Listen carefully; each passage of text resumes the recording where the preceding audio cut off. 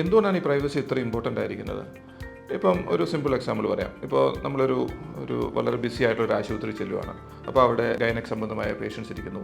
അതിൻ്റെ ഇടയിൽ ഈ ഒരു സെക്ഷൽ പ്രോബ്ലം ഉള്ളൊരു ദമ്പതികൾ അവിടെ ചെല്ലുമ്പോൾ ആ കപ്പിൾസിന് എത്രത്തോളം ബുദ്ധിമുട്ടായിരിക്കും ഇങ്ങനത്തെ ഒരു പ്രോബ്ലം ആ ഡോക്ടറോട് പറയാൻ. അതേപോലെ തന്നെ ഡോക്ടറും ഇങ്ങനെ പല പല പ്രശ്നങ്ങൾ കണ്ടുകൊണ്ടിരിക്കുമ്പം അതിൻ്റെ ഇടയ്ക്ക് ഈ സെക്ഷൽ പ്രോബ്ലത്തിന് ചെവി കൊടുക്കുക അല്ലെങ്കിൽ അവരുടെ പ്രോബ്ലം തുറന്ന് മനസ്സിലാക്കുക എന്ന് പറയുന്നത് വളരെയധികം ബുദ്ധിമുട്ടുള്ള കാര്യമാണ്.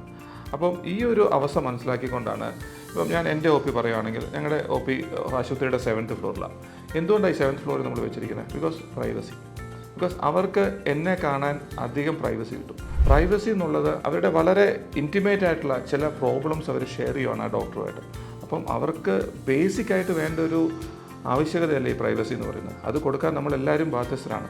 പിന്നെ പലപ്പോഴും ഇത് ചിലപ്പോൾ കിട്ടിയില്ല എന്നിരിക്കും. അപ്പോൾ ഇപ്പം ഓൺലൈൻ കൺസൾട്ടേഷൻ അങ്ങനത്തെ പല മെത്തേഡ്സ് ഉണ്ട്.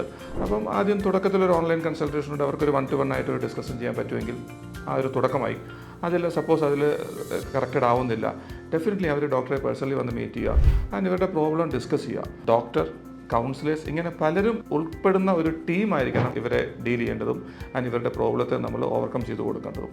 ആൻഡ് ഈ ഒരു പ്രൊസീജിയറിൽ നമ്മൾ ഈ പ്രൈവസിക്ക് വളരെയധികം വാല്യൂ ഉണ്ട്.